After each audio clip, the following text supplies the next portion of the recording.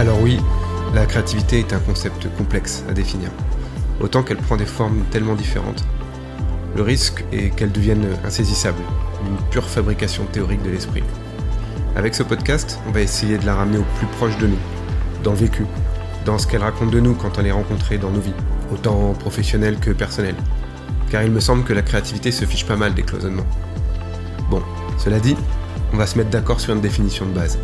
La créativité, elle englobe la capacité d'une personne à générer des idées nouvelles, originales et utiles, que ce soit pour elle ou pour les autres, ainsi qu'à combiner des éléments existants de manière innovante, pour résoudre des problèmes, pour transformer une situation, pour créer des œuvres ou pour concevoir de nouveaux produits, tout simplement. On peut avoir tendance à penser que la créativité se limite aux arts, mais elle est partout, dans bien d'autres domaines. En fait, elle est là où on lui laisse de la place. Elle est souvent associée à l'imagination, la mise en perspective, la curiosité, la flexibilité ou encore la capacité à prendre des risques. Bref, je pense que la créativité est une alliée de premier choix dans nos vies actuelles. Je m'appelle Christophe Leclerc et bienvenue dans Echo, le podcast qui s'intéresse à ce qui arrive quand des personnes laissent s'exprimer leur créativité.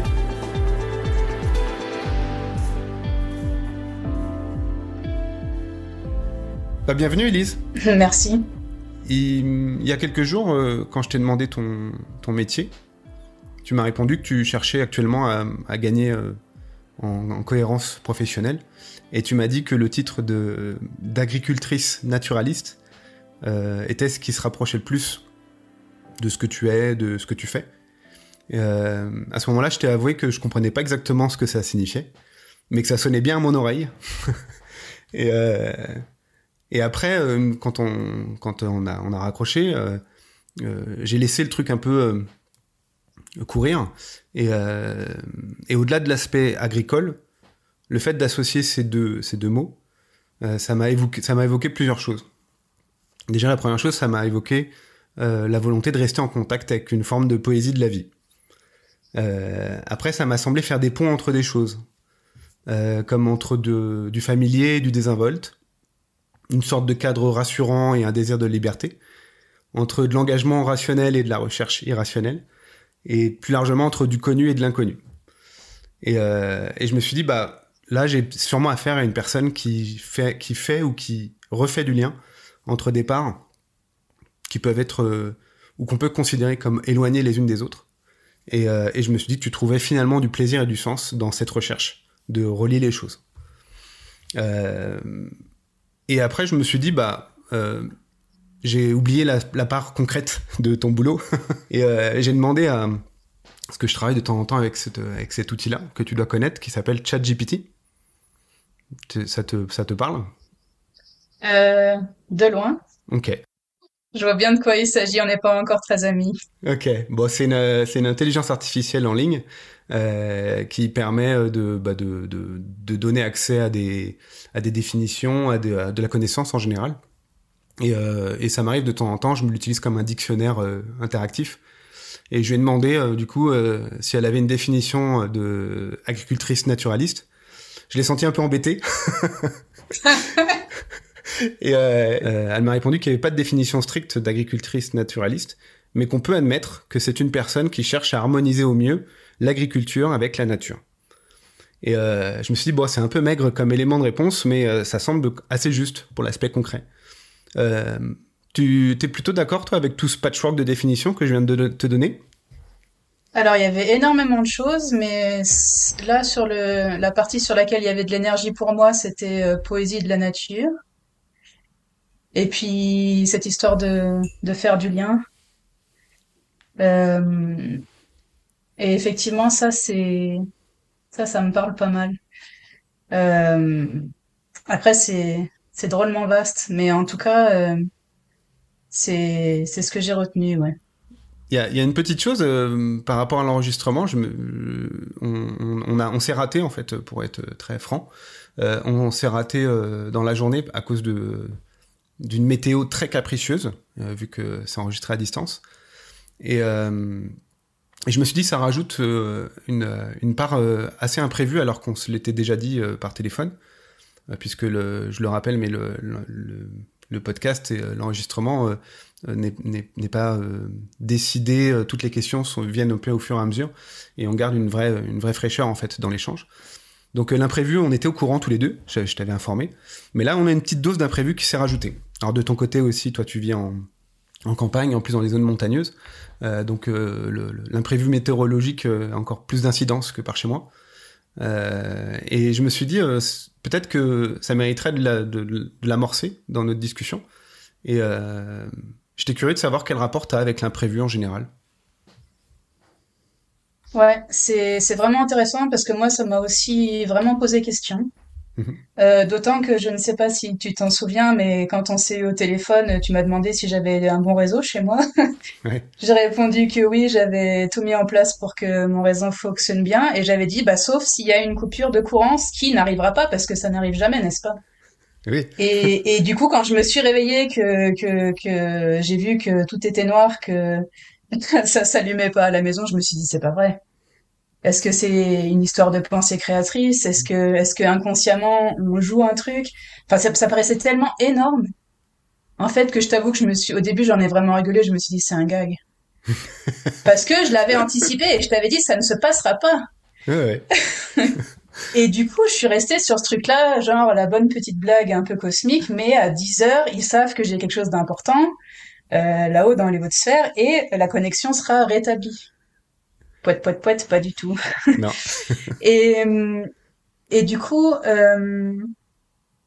ça m'a vraiment questionné sur, bon, déjà sur cette histoire de pensée créatrice et sur le fait que non, bien sûr que c'est pas moi qui inconsciemment ai coupé le courant. Ça s'est coupé comme ça. Et donc ensuite, j'ai quand même essayé d'être créative dans ma démarche et de me dire, bah, qu'à cela ne tienne, je vais essayer de trouver du réseau ailleurs. Alors j'ai pris mes clics et mes claques pour essayer de trouver du réseau à un autre endroit où je pensais qu'il y en avait et qu'il n'y en avait pas non plus. Et sur la route, du coup, je vais à ma voiture et je m'arrête au parking. Et là, il y avait plein de noix partout parce qu'il a eu du vent cette nuit. Mhm. Et le parking et les bords de route étaient maculés de magnifiques noix. Et j'étais là, non mais je vais être en retard, je peux pas m'arrêter et cueillir les noix. Mais si on n'avait pas eu rendez-vous avec toi, dans la logique de ma journée, une journée avec du vent et en voyant les noix, je me serais arrêtée pour faire ça de ma journée, même si c'était pas prévu, tu vois. Ouais. Et du coup, mes journées, elles sont énormément en lien avec ce qui se passe spontanément, avec ce qui m'est proposé de vivre et avec aussi bah, des impératifs. Hein. Il y a toujours des impératifs à régler qui gèrent le quotidien, on va dire, au niveau du travail agricole. Mhm. Plus la météo qui s'en mêle. Et du coup, voilà, c'était un entremêlement de tout ça aujourd'hui. Ouais, génial. Bah, après, peut-être que justement, vu que l'imprévu a l'air d'être complètement intégré dans ton quotidien, voire même générateur de choses, C'est euh, ça, c'est très générateur, oui. il est possible que l'imprévu n'était pas suffisamment convoqué, si tu veux, euh, dans notre rendez-vous. Bah ouais. Et c'est un vrai moteur. Hein. Mhm. Pour moi, c'est un vrai moteur. Ça me semble amener vraiment une qualité de présence.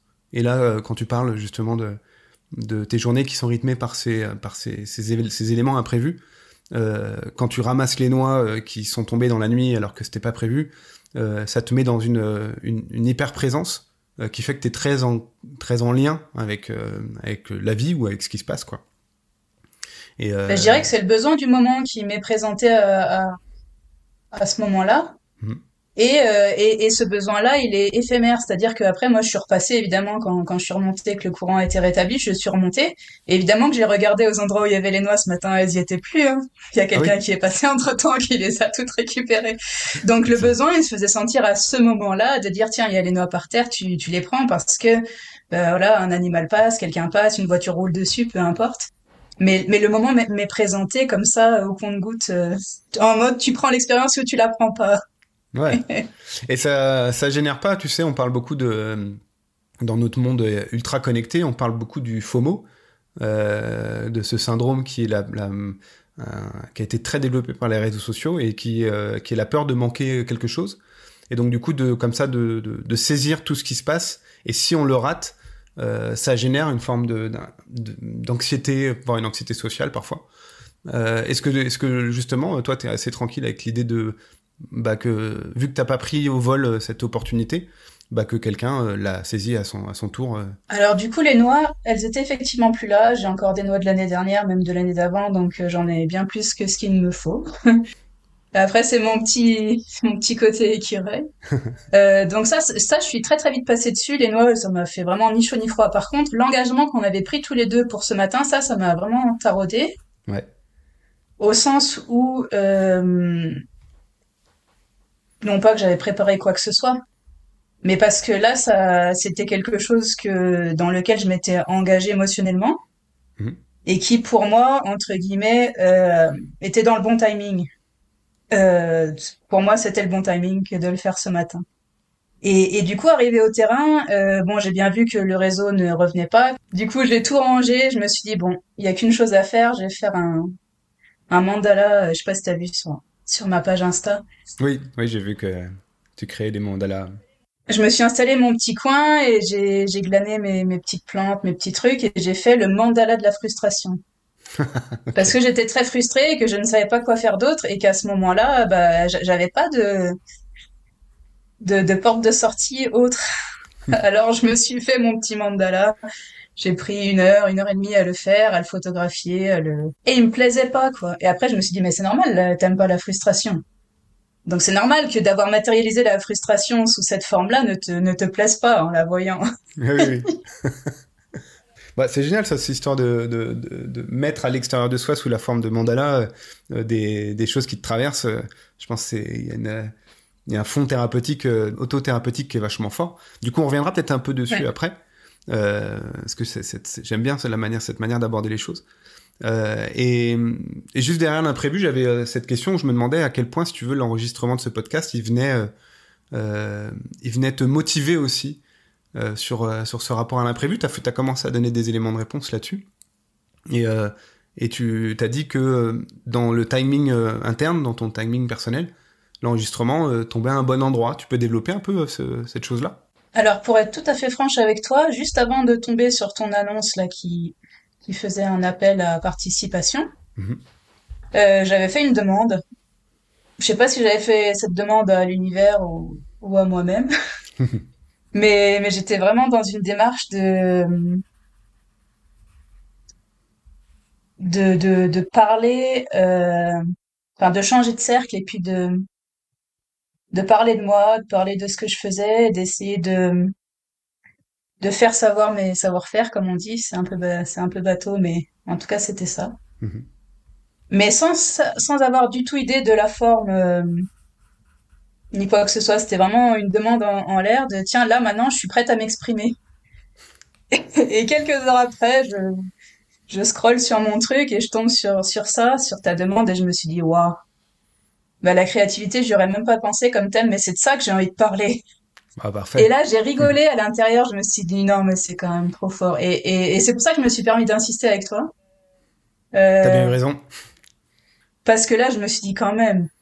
Mais je pense qu'au final, tu viens si tu veux, de mettre les mots sur un peu ce qui est motivé derrière le podcast. Hein. C'est de se dire si on s'autorise à avoir un espace où les rencontres sont possibles. Alors peu importe si on est motivé par le fait de rencontrer l'autre, d'entendre l'autre s'exprimer, ou à l'inverse de plutôt s'exprimer soi. Au final, pour moi, c'est la même chose, tout ça.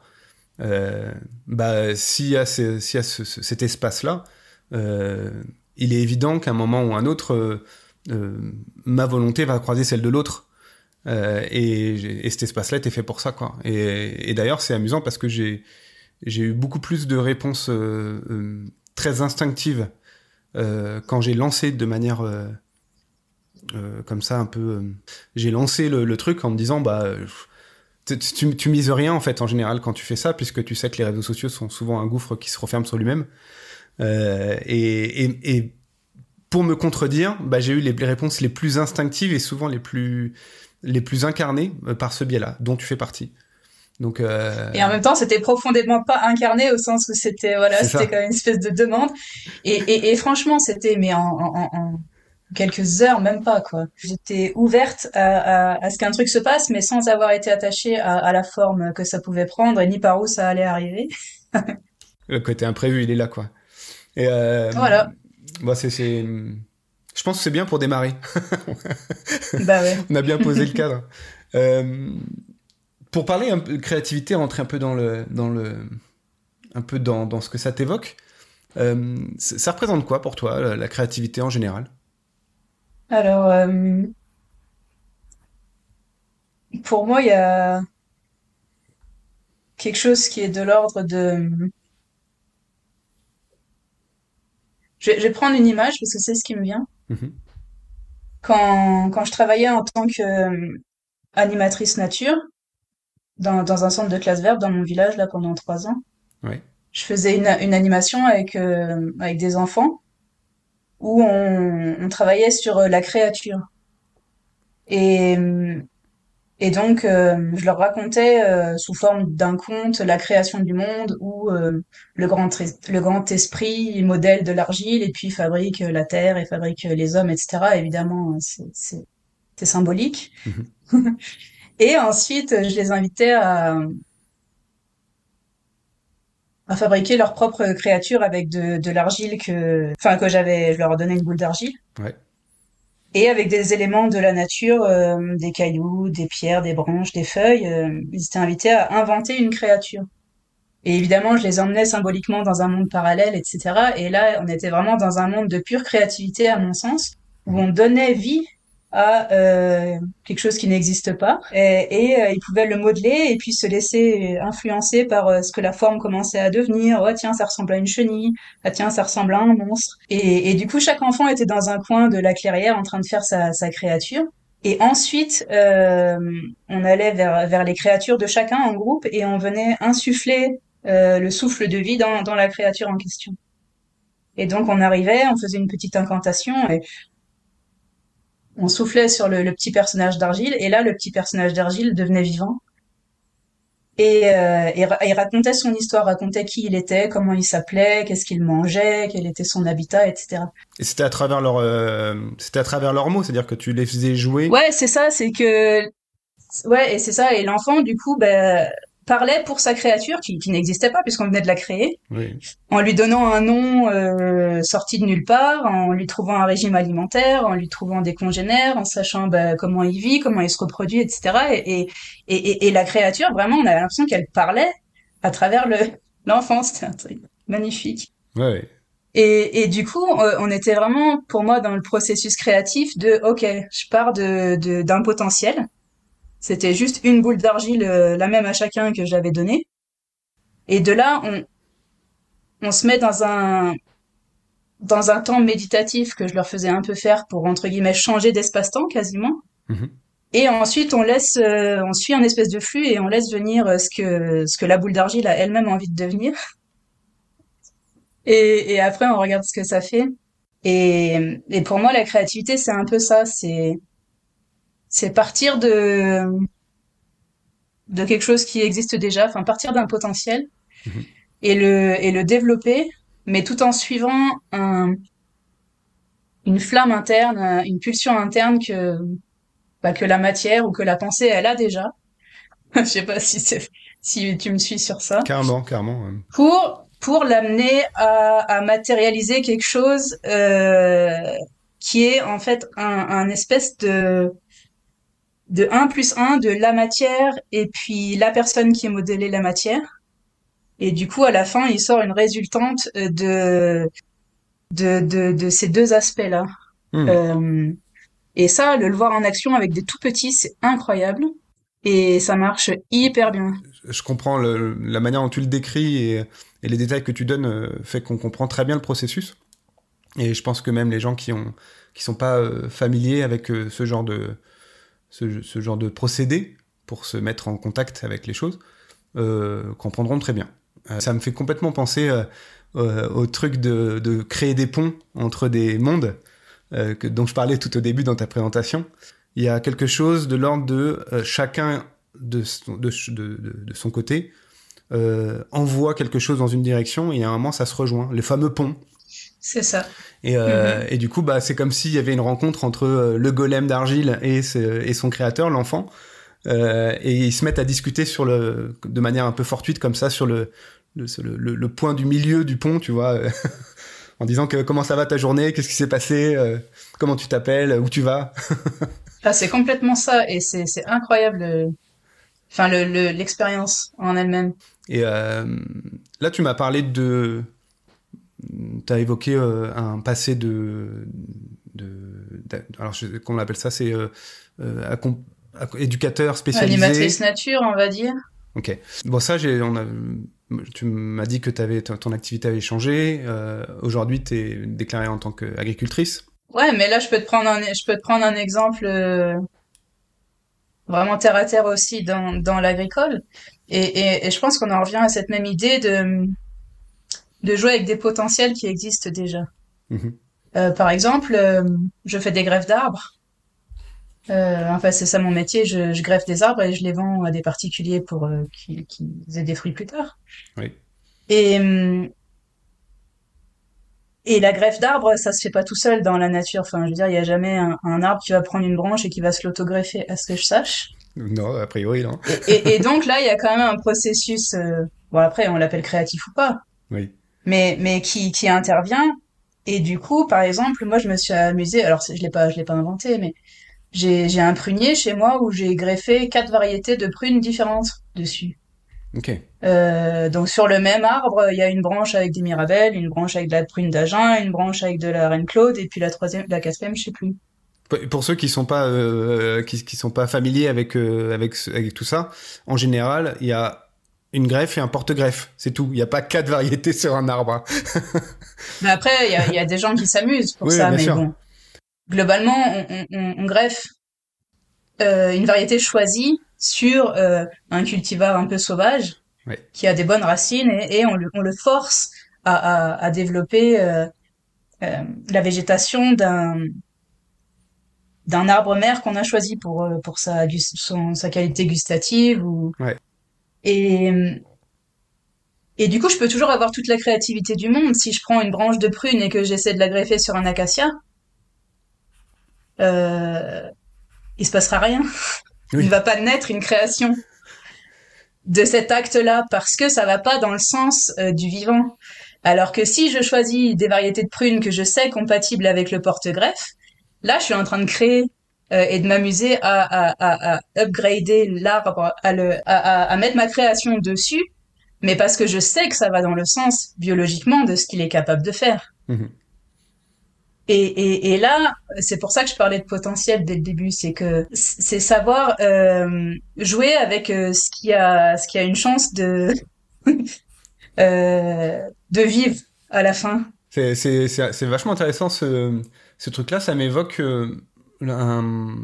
Tu m'as dit que tu avais un passé scientifique et que tu avais fait des études en biologie. Donc on comprend que tout ça vient aussi, ta passion d'aujourd'hui est ainsi nourrie par ça.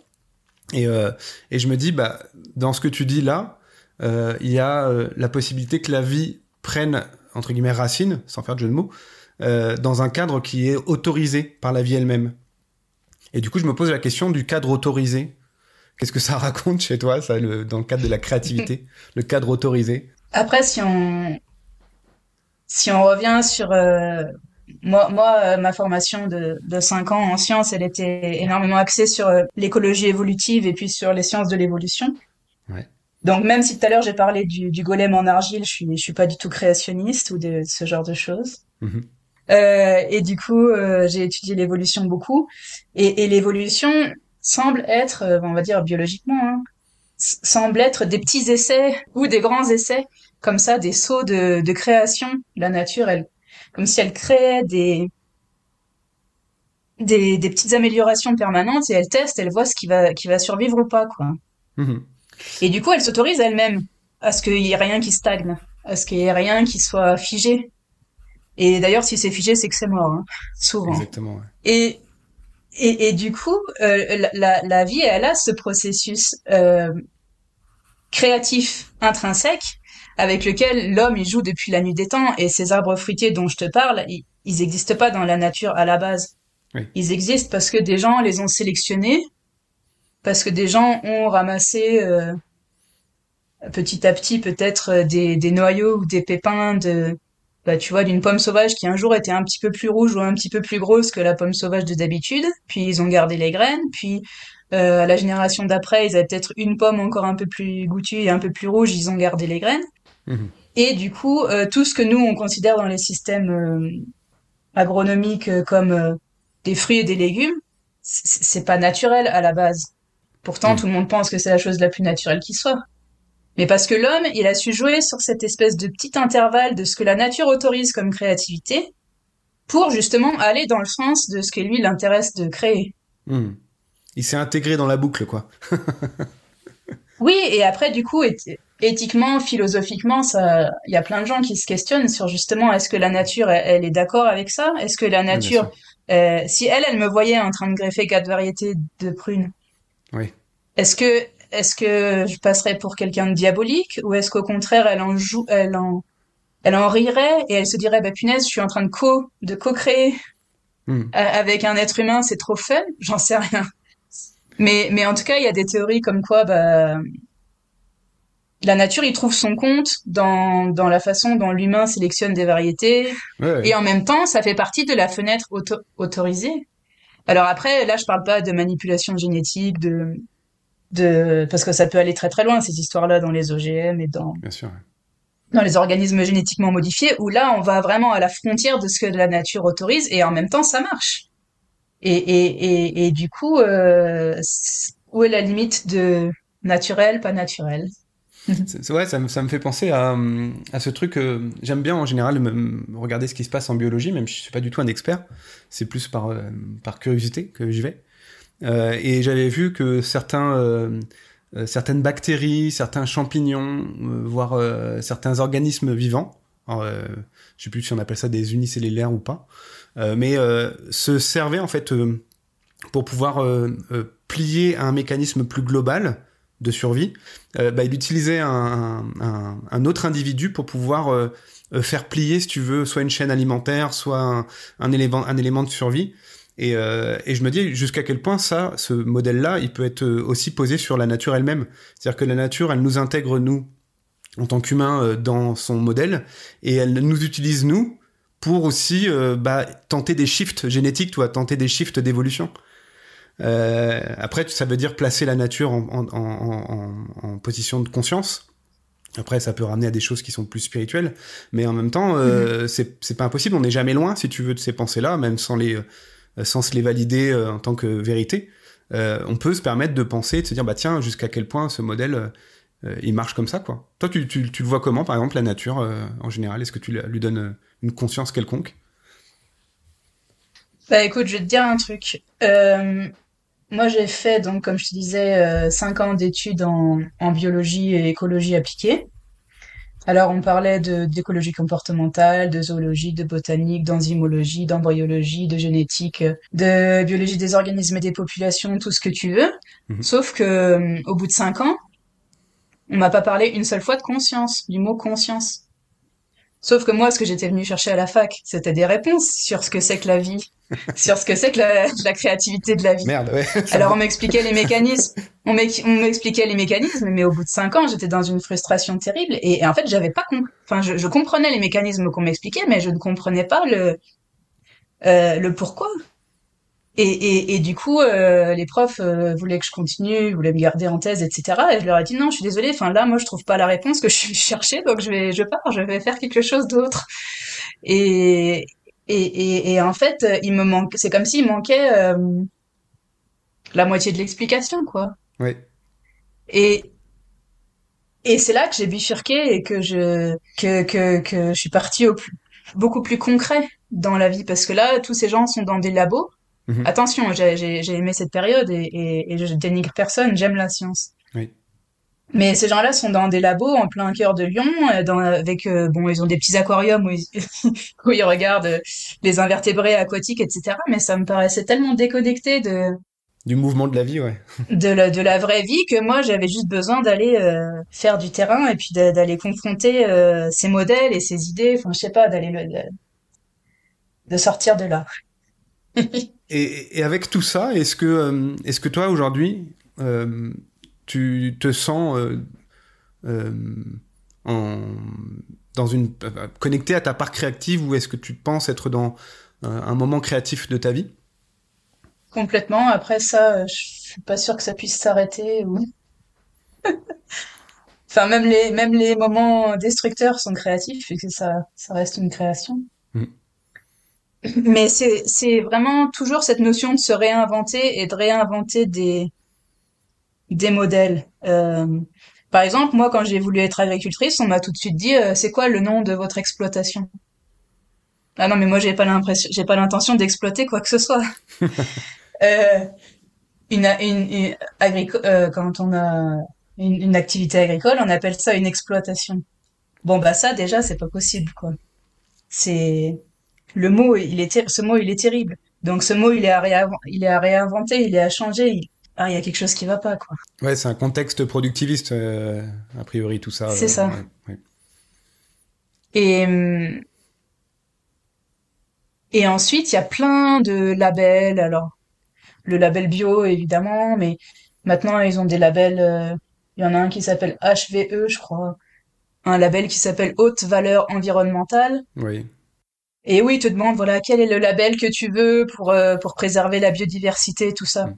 Et puis quand tu lis les critères de ces labels-là, mais c'est risible, quoi. Enfin, c'est de l'exploitation déguisée. Ok. Et du coup, moi, j'ai pas envie de rentrer dans ces trucs-là. J'ai juste envie que peut-être un jour ces gens-là viennent et qui voient que, ouais, en fait, mon terrain est grouille de biodiversité. J'essaye de faire en sorte de gérer la parcelle de façon à ce que et y ait ma production et tout ce qui a envie de vivre autour puisse, à part les chevreuils et les sangliers où là c'est une guerre ouverte Ok. pour des raisons de production. Oui. Mais c'est pas en ayant un cahier des charges ou en ayant des règles hyper strictes de voilà pour que votre exploitation y ait de la biodiversité, il faut que vous tombiez le tel jour euh, avec telle machine, que vous mettiez pas tel produit, etc.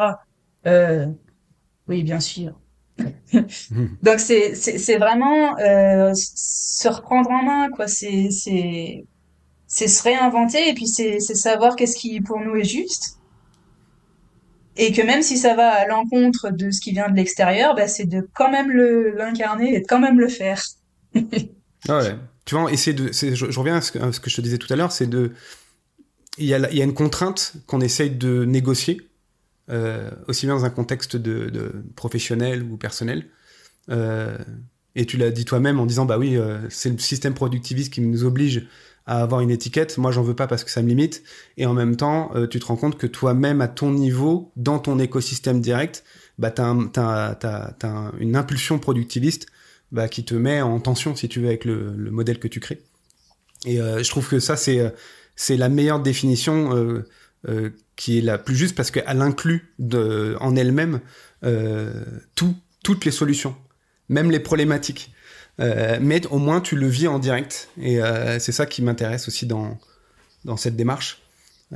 C'est de repasser dans le crible de l'expérience tous les événements et puis de les intégrer, de les incarner. Une fois de plus, on revient sur ce truc-là. Hein. Mm. Euh, Enfin, je trouve ça passionnant. Après ça, on sent bien que la frontière avec ce qui est spirituel littéralement, c'est-à-dire ce qui est hors matière, n'est jamais éloigné en fait de la matière. Et il y a un fil qui est bien tendu entre les deux. Et j'ai l'impression que tu fais l'équilibriste constamment là-dessus. Ah oui. Et c'est alors que c'est pas ce qu'on attend naturellement, si tu veux, de quelqu'un qui a l'étiquette agricultrice, ou quelqu'un qui a une formation scientifique, si tu veux. Même si je sais, par rapport à ce que tu m'as dit, que t'as exploré d'autres choses. Mais ça m'amène justement à cette question c'est quoi un environnement pour toi qui est favorable pour accueillir la créativité? Euh, Par exemple, moi, je me fixe des objectifs de résultats.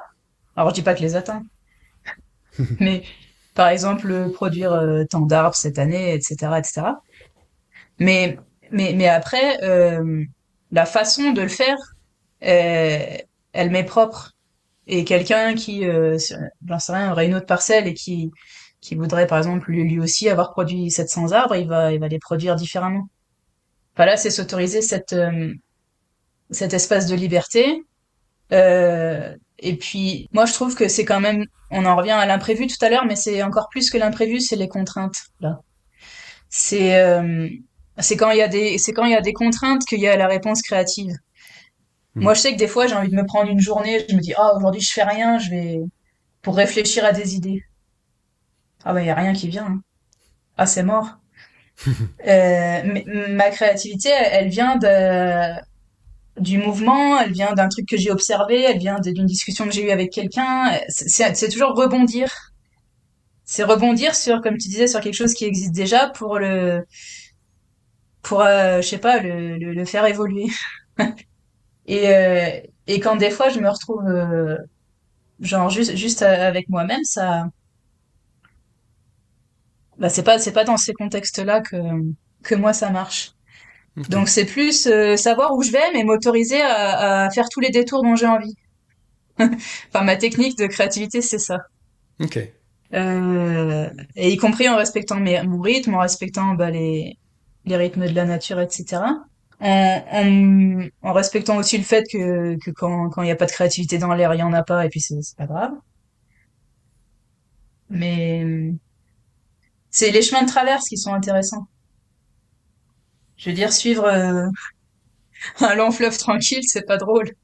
Et quand il y a ces petits méandres bah tiens, aujourd'hui, on n'a pas pu se voir ce matin, bah tiens, je vais faire un mandala et puis on se parlera cet après-midi. Pour moi, c'est ça, ces petites marches de spontanéité que je glisse un peu partout. Ok. Bah, Mm. j'entends pas mal le truc de redéfinir constamment le cadre au Ouais. regard de ce qui se passe. Et c'est l'assurance, ça semble être l'assurance pour toi d'être un environnement favorable, plutôt que de faire ce qu'on a dit. Euh, Comme je te disais tout à l'heure, j'essaie de lire pas mal de lire ou de consulter des auteurs ou des personnes qui peuvent publier sur la créativité en général. Et j'essaie de trouver donc une phrase ou un passage qui semble vraiment être cohérent avec mon invité. Là, je suis tombé sur un auteur qui s'appelle Ralph Waldo Emerson, qui est un écrivain, poète, conférencier du 19e. Et dans un essai qu'il a écrit en 1836, qui s'appelle Nature, hein, je l'aurais pas inventé, il parle entre autres de l'union avec la nature. Et dans ce bouquin, il soutient que l'humain, il doit chercher une union spirituelle avec la nature.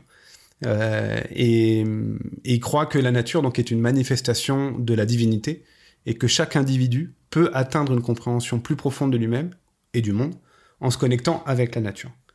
Et je me suis dit que ça peut sembler un peu convenu, tu vois, comme idée, parce que j'ai l'impression que 200 ans plus tard, tu vois, aujourd'hui, c'est une idée qui a déjà été explorée en fait. Et en même temps, je me dis, il y a 200 ans, c'était sûrement assez innovant comme pensée. Et donc dans ce livre, il dit la source de tout art, de toute science, c'est dans le monde intérieur qu'elle se trouve. Ça te parle, ça? Ouais, alors je pense que sans savoir où on allait aller aujourd'hui, t'as trouvé une phrase qui correspond bien. Et il y a cette histoire de reconnecter avec la nature, mais bon, il y a la nature, il y a sa nature. Et en fait, il y a vraiment quelque chose qui, à mon avis, participe à la déconnexion, justement, c'est le mot même de nature. Au sens où, bah, si on oppose la nature à la culture, la nature, c'est tout ce qui est extérieur à nous, c'est tout ce qui est naturel, et puis il y a l'homme qui est à l'écart. Et, et du coup, bah, là, ça crée déjà une séparation entre il y a la nature et il y a nous. Et moi, je pense que ce pont, ce pont spirituel entre les deux, il est atteignable quand on ne fait plus cette distinction, quand on est plus dans la notion de vivant, dans justement ce qui nous relie. Et, et du coup, de pas s'en sentir coupé et de voir un objet extérieur à nous avec lequel il faudrait qu'on apprenne à dialoguer ou qu'il faudrait qu'on apprenne à observer, encore une fois. Mhm. Mais c'est vraiment intrinsèquement comment on est la nature, comment la nature est nous, et la façon dont on aborde la nature. Tout à l'heure, tu m'avais posé la question, est-ce qu'elle a une conscience, est-ce qu'elle a un esprit? Bah, je pense que oui, je pense que les arbres, ils ont un chant, ils rêvent. Je pense que les arbres, ils ont, voilà, une part de ce que nous, on pense être purement humain, et que un caillou aussi, probablement que ça rêve, et la rivière, etc. Et, et du coup, une fois qu'on se met d'accord sur ça, bah finalement, cette nécessité de reconnexion, elle a plus lieu d'être, puisque on est plus dans ce grand tout. Je sais pas si c'est très clair, mais Si, en si, tout cas, complètement. Ouais. en tout cas, la notion de mettre la nature à l'extérieur de soi comme un objet, à mon avis, c'est là qu'a commencé le problème, dans la déconnexion qu'on vit, là. J'ai l'impression, tu vois, si on resitue, donc c'est en 1836, Ouais. l'édition de ce bouquin. Je suis pas très fort en histoire, mais j'ai l'impression que c'était le début de la révolution industrielle, et où on a commencé à considérer peut-être des nouvelles manières de produire, Mm.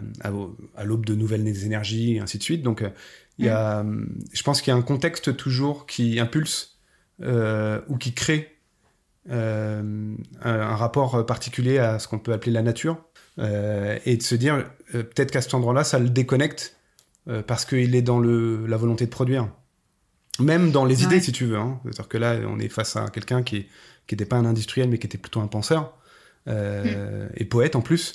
Donc même lui, si tu veux, on sent qu'il est le fruit d'une époque qui est en train de se déconnecter de quelque chose. Et donc du coup, bah, tu sais, comme dans un mouvement de survie, il se dit peut-être que il faut se reconnecter, tu vois, comme s'il y avait quelque chose à perdre, alors que peut-être qu'il a fondamentalement jamais été déconnecté de ça. Et c'est le contexte qui lui fait croire qu'il est déconnecté. Et peut-être qu'aujourd'hui, on est encore là-dedans, en Ouais. fait, 200 ans plus tard. Je pense qu'il y a eu beaucoup aussi de volontairement, comme tu disais, de déconnexion d'instrumentalisation, Mm. parce que bon, évidemment, d'aller couper des arbres pour en faire je ne sais quoi, industriellement, ou ou de buter des vaches à la chaîne, ou j'en sais rien, c'est bien plus facile si l'animal n'a pas de conscience, et si c'est une chose. Mm. Et donc du coup, euh, ça, je dis pas que ça légitime, mais mais mais cette séparation, elle était Ça crée une sûrement distance, ouais. nécessaire à ce moment-là, Mm. enfin nécessaire, je sais pas, mais en tout cas, effectivement, elle me paraît en lien avec avec ces pratiques-là. Ouais, ouais. Et est-ce que ta créativité euh, peut te sembler nourrir l'estime que tu peux porter aux autres? Est-ce que c'est un vecteur? Le but final est de connecter avec euh, d'autres personnes créatives, d'autres personnes qui ont fait ces mêmes choix, et de se retrouver dans une famille choisie, on va dire, de personnes.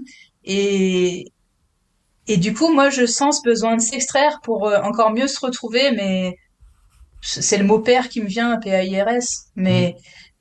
mais en tout cas, déconstruire pour reconstruire, et en aucun cas, comme je te disais tout à l'heure, des chemins créatifs qui, voilà, pour partir dans des impasses tout seul, et quelque chose qui à nouveau va pas servir un écosystème plus grand.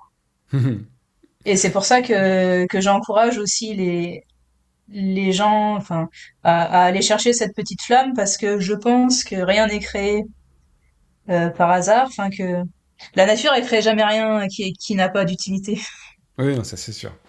C'est nous y sûr. compris. Ouais. Et et du coup c'est d'aller chercher où est-ce que notre originalité elle peut prendre corps. Alors ça peut être un endroit géographique, mais ça peut être un contexte socioculturel.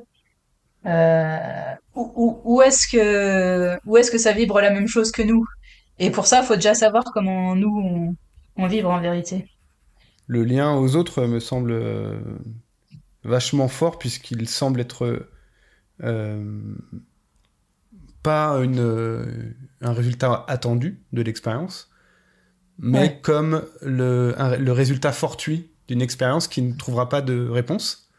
Et Mm. l'image que j'avais pour incarner ce concept-là, c'est, je reviens sur l'histoire du golem parce que j'adore, des golems d'argile, c'est qu'est-ce qui dit que je sais pas, cette dizaine d'enfants que tu as accompagnés dans un après-midi créatif en lien avec la nature, qui ont fabriqué leur golem d'argile, qu'est-ce qui dit qu'une fois que le golem est en vie à travers eux, que le golem va choisir son créateur et pas se tourner vers les autres golems et se dire bah c'est toi que j'attendais.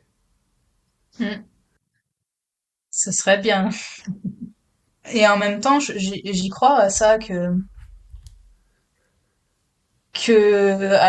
par exemple, toutes les pensées qu'on émet, toutes les intentions qu'on émet, elles sont là, elles ont leur vie propre et que elles vont, comment dire, une fois qu'elles ont été créées, ces pensées-là, même si c'est pas dans le monde matériel, euh, elles se mettent à évoluer, elles se mettent à vivre, elles vont rencontrer une autre idée. Tiens, elles vont se mettre ensemble, puis elles vont rencontrer un autre binôme d'idées, etc. Et un jour, quelqu'un capte ces idées et les réincarne.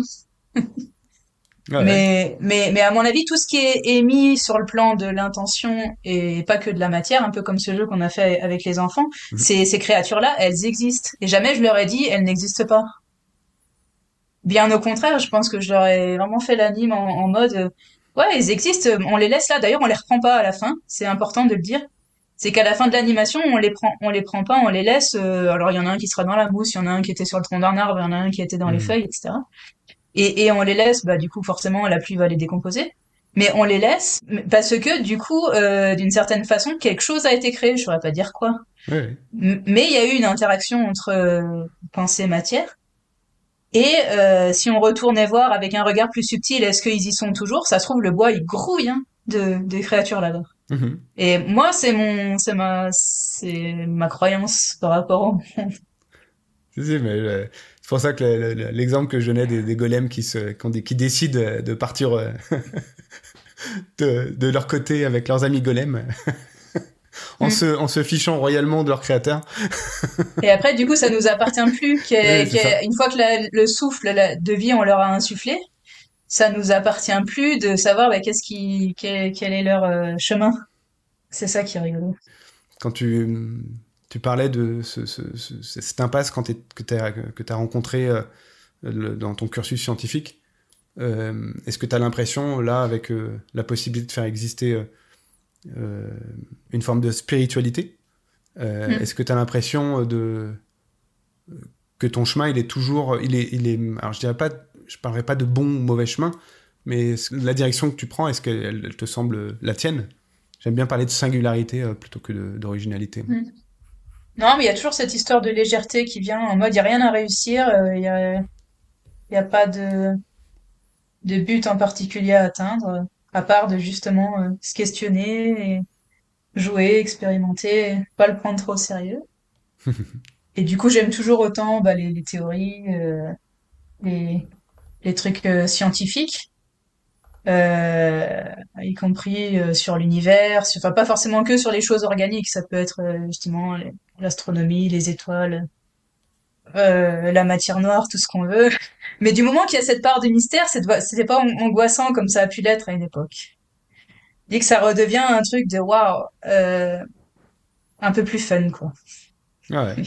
Bah, je pense qu'une fois que tu as appréhendé la part de mystère, si tu veux, de manière très personnelle, et c'est l'expérience que tu sembles faire, bah, t'es pas omnibulé par le fait de trouver des réponses ou à l'inverse d'être pétrifié par une réponse qui n'arriverait pas. Tu vois, j'imagine Mm. qu'un scientifique, ça peut le mortifier après des années d'expérience de toujours pas avoir d'éléments de réponse. Je pense que ça peut tranquilliser quand on a fait la paix avec ça, quoi.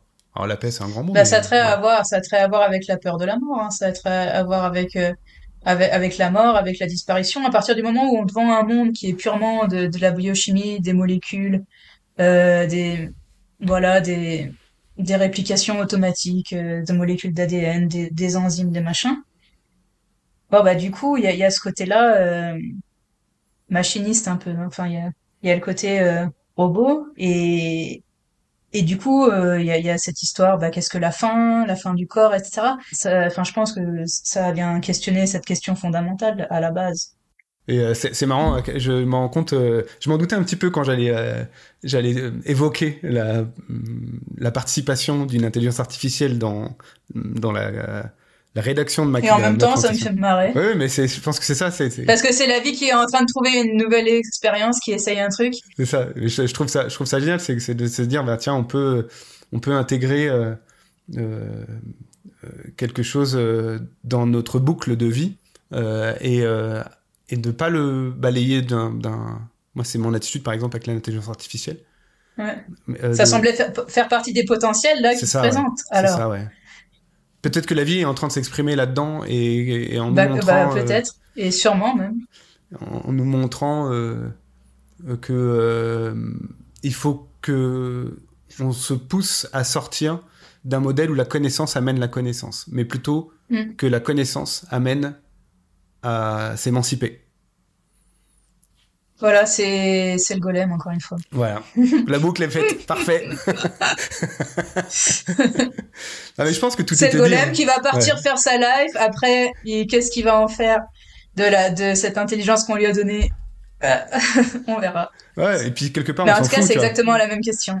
Ouais. On revient exactement à la même chose, et c'est pour ça que je pense que tout se joue, si tu veux, dans le fait que tu aies décidé à cet endroit-là de nous parler de cette expérience qui a une forte teneur symbolique, voire spirituelle, et qui pourtant n'est que, entre guillemets, un après-midi créatif avec des enfants dans une forêt. Mm. Et comme quoi les mouvements de la vie se mettent bien dans chaque recoin et que les miracles arrivent à n'importe quel endroit, en fait. Il suffit d'avoir la bonne loupe, quoi, pour les regarder, quoi. Ouais. Donc j'ai qu'une envie, moi, c'est quand je passerai dans ton coin, tu me donneras le pointage GPS de cette forêt, c'est d'aller vérifier s'il y a bien des golems à cet endroit-là Voilà. qui ont emménagé dans les champignons ou sous une pierre. C'est clair. Toi, tu y retournes de temps en temps c'est des endroits que j'imagine que tu connais, mais tu y retournes? Euh, Faudrait que je retourne. Là, j'y bosse plus, mais c'est marrant parce que j'ai une amie qui m'a écrit hier parce qu'elle elle a pris le relais, elle fait les animations à ma place. Et elle me dit, t'as pas une légende là pour l'automne et pour la mort, pour les enfants de la Coum? Et je lui dis, attends, si, j'ai un bon truc. C'est qu'à l'époque, j'avais mis ma main sur un grand chêne là-bas dans la forêt et j'avais reçu une histoire, une légende trop belle. Enfin, une histoire, quoi. Et je l'avais écrit. Et du coup, je photographie à cette amie mes notes. Et je lui dis, bah tiens, raconte-leur de ma part. Tiens, c'est comme si j'étais encore. La légende du vieux chêne dans cette forêt-là. Et du coup, cette histoire-là, je l'ai pas inventée. C'est le chêne qui me l'a racontée. Qu'on le croit ou qu'on le croit pas. Et du coup, ça veut bien dire que ce champ de rêve, que cet imaginaire, etc., les plantes, elles l'ont. Alors peut-être elles savent pas le communiquer. Mais, Ou peut-être on sait pas le recevoir. oui, et on ne sait pas le recevoir. Et cette légende, cette légende, c'est ces 2 pages, hein. Cette histoire, elle est vraiment touchante. Et les enfants, quand ils la reçoivent, ça leur fait tellement quelque chose qu'on sent que c'est pas quelque chose, que c'est quelque chose d'incarné dans le lieu. Ça concerne cet arbre. Et les enfants, ils le ressentent profondément comme vrai, à cet endroit-là, raconté là, au pied de ce chêne.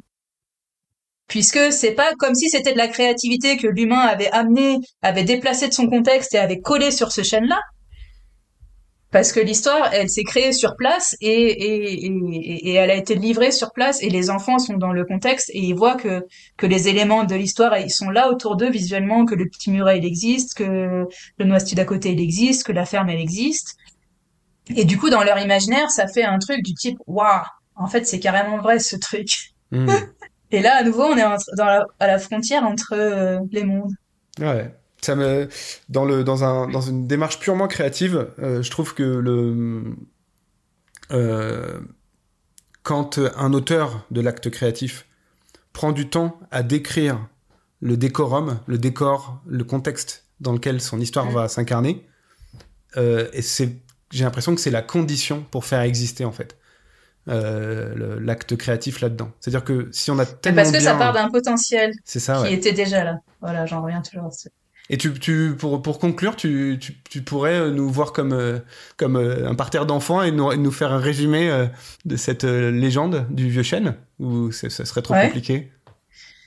ouais, ouais. Bah, je veux bien. Bah écoute, il faut imaginer le lieu enfin c'est un lieu qui est une colo de vacances là, Ouais. et c'était une ancienne ferme. Et à l'époque, dans cette ferme, une ferme en pierre magnifique en pleine montagne, il y avait une famille avec un papa, une maman et un petit garçon. Et à cette époque, les petits garçons, ben, ils allaient pas beaucoup à l'école et ils aidaient leurs parents au champ.